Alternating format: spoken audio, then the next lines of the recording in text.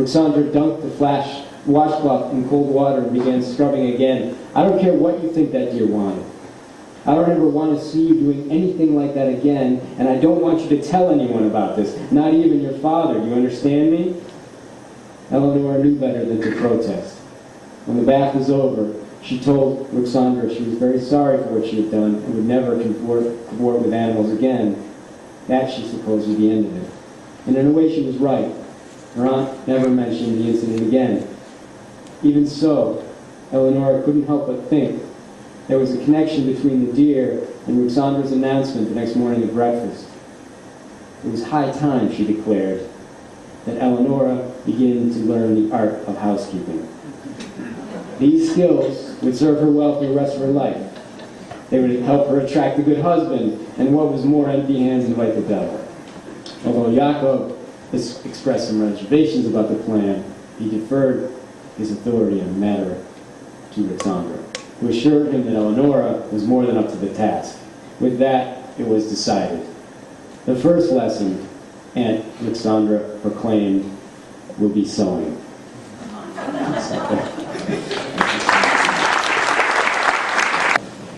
It's my great pleasure to introduce the work of my close friend Susanne Pari. Susanne and I have been in writing groups together since the 1980s, and we continue to write together. And it's been a very nutritive and wonderful relationship, watching her work grow, sharing our work, commenting on each other's work. And I feel very invested in what she writes, almost part of it, and it almost feels like it's become a dialogue between us.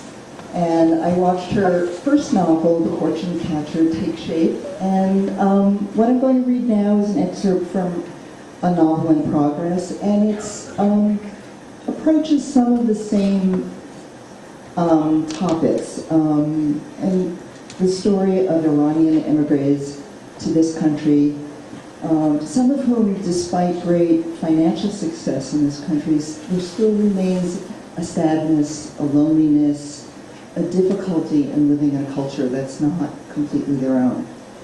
So this is a bit from a chapter from this novel that I hope we'll see very, very soon. His hand tingles from slamming the receiver into its cradle. A chip of plastic has flown off the machine and has been swallowed by the nap of the bedroom carpet. The one morning Yusuf Jahani has slept in for no good reason, has not set his alarm for 6 a.m., and has indulged in the sight of the news anchor's sleek legs while looping the ends of his silk tie, is the one morning that the telephone rings at 9:15, and his wife is not the only person home to answer it. He shouts into the hallway, "That was your daughter!" But Kitty is already down in the kitchen. Scowling, he dons his suit jacket in one swift motion, snaps on his gold watch, and sweeps up his briefcase and descends the stairs at an age-defying clip. "That was your daughter," he barks across the kitchen at his wife's back. "Oh," she pivots from the seat, an eager smile lighting up her raccoon-eyed face. He glances at the table, an omelet, warm lavash bread, feta cheese, honeycomb, waiting for him. Gitti's smile evaporates, and her mouth twitches with remorse. "Yusuf, June," she pleads. "I'm sure she thought you were at the office." "Thanks to you, Gitti, I am not." She takes a tentative step forward, wiping wet hands on her apron. "Did you speak to her?" He snorts, shakes his head, and strides for the door that leads to the garage. The woman is impossible. After all these years, she still holds out hope that he will reconcile with their diabolical daughter. How has he tolerated such a simple-minded woman for 4 decades? He slides into the tumescent seat of his Jaguar. She appears at the door then, her hand raised timidly for him to wait or stop or please, and he puts the car in gear, watching her worried features grow dimmer as he backs out into the sunlight, and exhaling with satisfaction as he presses the button to close the garage door, making her disappear. She deserves it, he thinks, coming to a brief stop at the bottom of the driveway. then turning leisurely in front of a car that is, he feels, traveling far too speedily. This is what happens when a man speaks to his wife about business issues. Last night he was more tired and irritated than usual, and he made the mistake of complaining about a young Irish painting crew who had stolen the Westchester Project's only 14-foot ladder. Instead of merely listening, she started in with her pampering. "Oh, but Yusuf June, you've worked like a dog all your life, and now is the time for you to rest a little." He reminded her that he was never going to be like an American husband who spent his final years grazing like an old animal on the golf course. "At least go in a little later to the office, Yusuf June. You deserve it after everything that's happened to us." Right. Her suggestions were always idiotic. Going to the office is precisely what he needs after everything that has happened. Furthermore, if Kitty were a properly loyal wife, she would not be speaking to Mitra either. She was lucky that he hadn't forbidden it over the years. But what did he get for being nice? Disrespect, that's what. And that gleeful look on her face when she heard that Mitra had called? He will not let it ruin his day. He glances in the rearview mirror. Why, the pimply-faced punk is tailgating him. Not only that, the boy is craning forward and scowling and giving him the middle finger. Yusuf snorts and puts his foot on the brake. At the busy Pilgrim Avenue intersection, he stops and waits for a school bus to lumber up the hill before turning. This allows him a few moments to gaze appreciatively at the condominium complex he built. Its brick veneer, white Georgian columns, and double-story sunburst windows. The yuppies bought them all. The school bus flashes its lights and begins to slow to take on a group of children. Yusuf allows himself a peek in the rearview mirror and chuckles at the teenager's angry contortions. Looking back at the bus, a glint of pink catches his eyes, a shiny backpack on a little girl with black silky hair that is so familiar to him. He can feel the strands slipping like birds' feathers through his fingers. His throat constricts. He will never again experience that. That is how the memory of his lost grandchildren comes to him, suddenly, an ambush, an attack, weakening his bladder. A gasp fills his chest. The school bus extinguishes its red lights, and a plume of gray exhaust balloons from its tailpipe. Yusuf inches the Jag onto the narrow shoulder. He doesn't notice the angry yet triumphant fist of the tormented teenager thrust like a periscope above the car as it passes. His eyes are fixed on the back window of the school bus, looking for another glimpse of pink. The spell begins to pass in less than a minute, which is as long as it takes him to dial his office on the car phone and wait for his secretary to answer. "Any messages?" he demands. "Good morning, Mr. J." He sighs. Vivian will not give him his messages until he returns her greeting. It is impertinent, but she's been with him for 30 years. More important, she has a sharp mind and the quick skills of a master bookkeeper, but only requires a salary of, what do they call these? An administrative assistant. "Good morning, Vivian," says Yusuf. "Any messages?" "No messages, Mr. J." "Did you track down those punk painters?" "No such address, Mr. J. The phone number's wrong, too. It's a pizza place in the Bronx." He slaps the steering wheel with his palm. "I will be there in 15 minutes. He hangs up, peers in the side mirror, and peels out, setting off a cloud of gravel. He is, for the moment, himself again. As far back as anyone remembers, the Jahani patriarchs were landowners, khans. They were called, gentry. Even after the Shah's White Revolution in the 1960s, when massive plots of private land were distributed to the tenants of these khans, the Jahanis continued to profit from land-related projects. And now, in America, it is the same, though not as filthy lucrative as it was in Iran. Over the years, Yusuf has slowly bought up land, using an intuition for how the suburbs will grow and sprawl, and an imagination that sees housing tracts, apartment buildings, and strip malls where forests and dairy farms stood for ages. Yusuf's conviction about being a landowner is as anachronistic as his ideas about wives and daughters.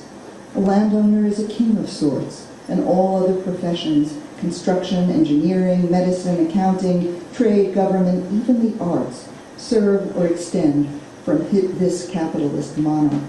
He calls himself a developer, but Mitra is not hesitant to point out that he has become chiefly a slumlord, owning buildings in places where people he knows personally would not live, the South Bronx along the Jersey Turnpike.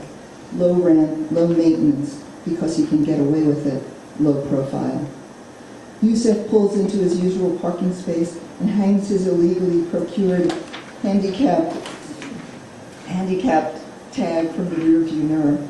The Jahani family offices occupy the fourth and top floor of a stucco building fashioned in faux Mediterranean style. Teal-colored trim, arched portico, and pathways of tesserated papers. The building is flanked by 20-story 1960s brick apartment houses, their air conditioning units sticking out like tongues dripping saliva. Yusef rather likes the apartment houses, had in fact considered purchasing them, evicting their fixed-income widows and bubblegum-chewing single mothers, and converting the units into condominiums. But Nizam, his sister-in-law's son, who now takes care of the company's legal department, talked him out of it. It's not worth the hassle with the city or the bad publicity, he said. Besides, the buildings are ugly, Uncle Yusef. This new male generation, Yusef thinks, with its power bar lunches, vibrating pocket gadgets, and diaper-changing skills, has no sense of architectural aesthetics.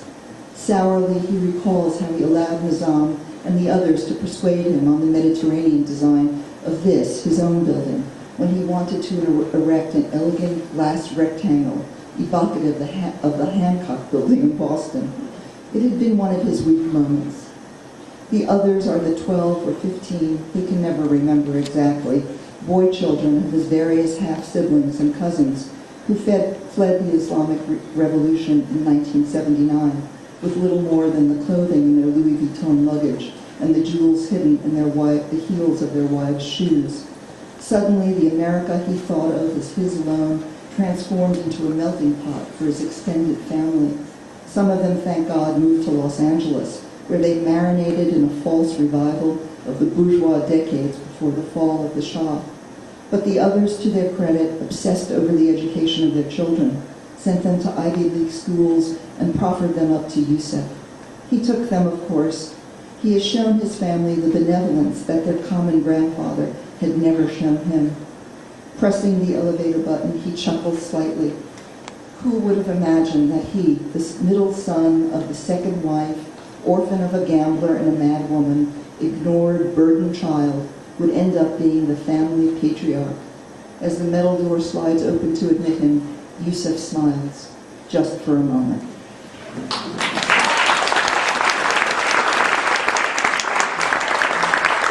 To read after that. You hear your own stuff in there. Thank you, Audrey. I'm going to read something by one of my dearest and closest friends, Kathi Kamen Goldmark. I won't repeat what's in the program. Her life, her career has been incredibly eclectic, and my friendship with her has been as such. I met her many years ago, but the first time I fell in love with her was when she asked me if I would like to be part of an album that she was putting together of writers singing their favorite rock tunes or blues or whatever. And I got to go to an actual studio with other writers who were salivating because we sit in isolation all the time, and to be in a recording studio with a real band was better than sex. It was amazing. And I got to sing Steamroller Blues, and Kathi Goldmark, all on her own, with her little recording company, Don't Quit Your Day Job Records, produced Stranger Than Fiction, which was a compilation of writers who wish they could be rock stars singing their favorite songs. So that's a little story that gives an idea of what Kathi is like. I'm going to read a short story that she wrote for an anthology called Tales from the House Band. And Hopefully I'll do a decent job. There's a part in here that I'm supposed to sing, but I don't know the song, so I'll just say it for Kathi can sing. This is called The Ballad of Billy Quiver. We were in the men's room watching Billy wash the blood off his shirt when the bartender deadbolted the lock from the outside, imprisoning all 9 members of Lenny's Brain in Marmaduke's Manatee Lounge at 2 in the morning. I like to think it was an accident, but who knows? The gig had been bad from the beginning. We'd arrived in our punk regalia to discover that Patcher, our lead guitarist, had pawned his axe and needed to borrow Rocky's spare Strat, which wouldn't stay in tune. Not that this mattered so much with our music. So he had not one, but 2 grumpy guitar players, and it was the contagious kind of grumpy. As the night wore on, it dawned on us that the club had been expecting a country western band, and we spent the whole evening feeling like that scene from the Blues Brothers movie when John Belushi has to sing Stand By Your Man. Billy Quiver, the closest thing we had to our own Belushi, improvised what he thought would be a crowd pleaser on Are You Lonesome Tonight?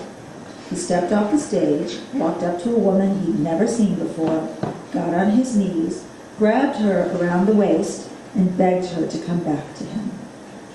This playful joke was not taken lightly by the woman's companion, a naval officer and the jealous sort, which was why we were all in the bathroom watching Billy wash off the blood when we got deadbolted inside the club.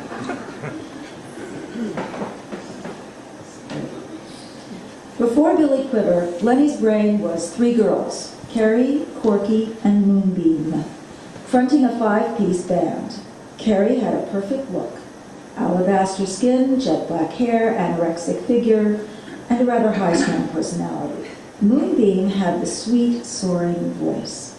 She was pleasant and unflappable, but too much acid had resulted... Oh, excuse me.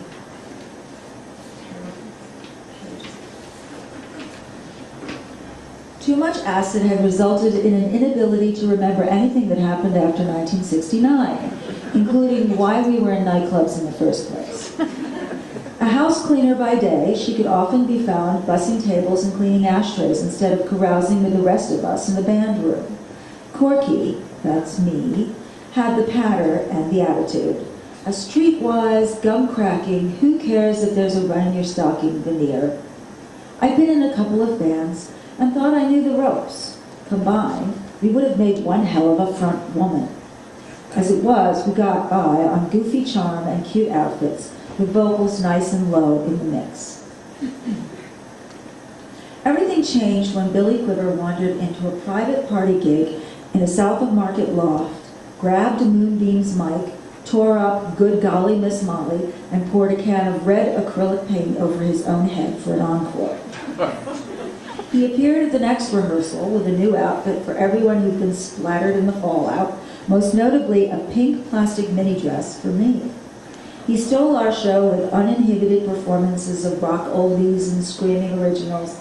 He jumped off the stage onto people's tables. He dove onto the dance floor and Lindy hopped with strangers during solos. He sang Elvis hits in Spanish. He invented a rock hokey pokey that brought down the house. He was our ace in the hole. No one remembers who invited him or where he came from, but with Billy Quiver front and center, Lenny's Brain started getting real gigs at prestigious venues. So what if they were midnight on Tuesday and we had to pay to play? We were on bills with bands we actually admired, like the Ruddy Buggers and LWB for Lame White Bitches. They were famous for booking gigs, promoting them with gorgeous posters, and not showing up. Their catchphrase, "We can sing, we can dance, and we've got no soul," made them all the more desirable. They were my idols. We made imaginative, inventive flyers. We had a small but loyal fan base, an independently produced single getting a little, very little, airplay on the local college station, and our secret weapon, the inimitable madman Billy Quiver. We made sure Billy wasn't bleeding anymore and packed up the rest of our gear. It was only when Patcher tried to walk outside to grab a smoke before loading out that we realized we'd been locked in. No problem, said Rocky. I'll climb out a window and pry the deadbolt. Then let's hope the door opens from the inside. But a look around revealed that the windows were protected with iron security bars, just as every light in the place frowned. Oh, well, we're fucked, said Patrick. Oh, geez, the power must be on some kind of timer, said Billy. We are so screwed, said Carrie. I had a hot date. The babysitter, said Moonbeam. My dog, said Rocky.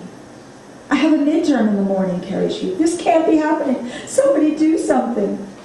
It was Moonbeam who remembered that there had been candles on the table along with the ashtray she'd been cleaning all evening. Patrick found his lighter, and I could see well enough to locate a phone behind the bar. No dial tone, I reported. It's probably on the same timer as the lights. Or maybe you need to dial an access code. Harry sighed. There's a payphone. Anyone got a dime? The payphone turned out to be broken, its receiver dangling on a twisted cord. So there we all were, 9 members of Lenny's brain locked in a bar at 2 in the morning. Had it been 2011, everyone would have had a cell phone, and we would have called for help. But it was 1980, and the world still depended on landlines. We were, indeed, screwed. We could play a game, Rocky suggested. 2 truths and a lie. Oh, great, Patrick said. Then it turns into some kind of weird-ass encounter group where it gets revealed that Carrie and Johnny are sleeping together, even though they think no one knows. No thanks. Patrick lit a cigarette and started poking around behind the bar. Hey, said Johnny. We are not, said Carrie. Oh, come on, everyone knows, said Patrick. You think we didn't see you two making out in the alley behind the Philosophers Club last week, said Billy. Are you going to believe me or your eyes, said Johnny. Hey, look what I found, dinner. We're not, I tell you, said Carrie. We ignored Carrie's protests and pounced on the packages of Fritos and Slim Jims as Patrick poured us each a shot of Johnny Walker Blue Label. All of us except for Harry, who'd been trying to work up the courage to ask Carrie out and went off into a corner to mope. I'm cold, Carrie whined. Johnny took off his jacket and wrapped it around her shoulders. She shrugged it off, embarrassed. I'm still hungry. Are there any more Fritos? No, but look, I found a flashlight, Billy said after rummaging around behind the bar. I know what we can do, I shouted, suddenly inspired. Let's run the tunes. We can work on vocals and arrangements, even if we don't have power. I didn't tell anyone my fantasy. That we would be like a scene in a movie where the band finds its groove under duress and rises to greatness. I could picture it so clearly, the transcendence to another level of musicianship, the synchronicity of a big-shot record producer walking by at the right moment, enchanted by what he hears through the window, the fame and fortune to follow. I used a big purple Ibanez acoustic electric. I called it the Eggplant. For a couple of our songs, and I pulled it out of its case. Patrick turned it up and started to play Look at Me, one of Billy's signature tunes. Aw, not now, Billy cried. I can't do that acoustic. Besides, Billy Quiver don't need to practice. Okay, Patrick sighed, patience wearing thin. What do you suggest? Hand me that guitar, said Billy. Billy had never played an instrument in our band. He was too valuable as the crazed front man. So imagine my surprise when he started Hesitation Blues, delicate, folksy finger-picking and perfect timing. I found a harmony, and we sang every verse we could think of. Then we made up a few ones appropriate to the occasion. Oh, okay. Johnny and Carrie in the middle of the night. Everybody watched them have a lover's fight. Tell me how long do I have to wait? Yes. Can I get you now, or baby, must I hesitate? Thank you, baby. Something like that. Can't do a gig with Kathi without her singing at some point. It's always great. Okay, not brilliant, but fun. And it killed an hour or so. We went on to Dead Skunk in the Middle of the Road and every old campfire song we could remember. Our bandmates fell asleep one by one, heads on shoulders, using jackets as blankets and pillows. Billy had just finished a gorgeous, slow, soulful Irene Goodnight, and the last candle's flame sputtered down to nothing. I heard him rummage around a bit, then saw a beam of weak light, the flashlight, circle the dark room. The beam crossed the far wall, stopped, backtracked. "Corky, look, there's a door. Let's check it out." A flight of stairs behind the door led to the basement. "Maybe there's a way out there. You stay here, I'll go take a look." He took the flashlight and disappeared down the stairs. I found my way back to the others, rolled up my jacket to use as a pillow, and fell asleep at last, cradling the eggplant. A key in the lock. Early morning sun streaming through greasy windows. The janitorial crew and aging Hispanic couple looked as surprised to see us as we were to see them. But the door was open and we were free to go. In the scramble of collecting gear and loading our cars, no one noticed Billy's absence until we were about to take off. I'd been the last to see him, heading down the basement stairs. The janitors turned on the lights, and we looked in every nook and cranny of the basement. No Billy. The odd thing was there was no way to get out from down there either. So we searched the rest of the club, bathrooms and closets and behind the bar. No Billy. "He'll turn up," Patrick assured us. But Billy didn't turn up. We tried calling, of course, over the next few weeks. His line was busy, then disconnected. Harry and Johnny went by his place a few times, but there was never anyone there. We pulled off the next couple of gigs without our wild man, but the band broke up shortly after that weird night. Carrie had been accepted to law school, and Moonbeam was moving to Mendocino with her kids and her speed-freak boyfriend. That was the official excuse. But without Billy Quiver, we'd all lost heart. 2 years went by. I joined another band, this time country rock, called Four Shy Guys. Actually, 3 guys and 2 women. I was leaving the house one evening, late for a gig, when the phone rang. "Corky, it's Billy." "What happened to you?" "I started painting, you know. I moved to New York to make it as an artist. But it turns out there are a few other people here with the same idea. It's like being online at the bakery. You have to take a number and wait your turn." "That's not what I mean. What happened to you that night?" "Oh, Corky, there were so many nights. Seriously, it's weird being an artist. I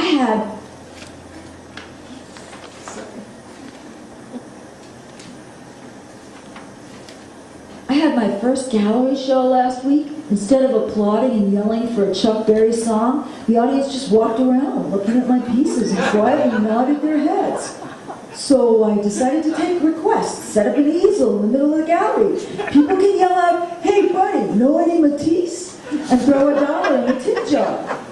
Listen, I'll catch you later. Look me up next time you're in New York. Billy!" He was gone.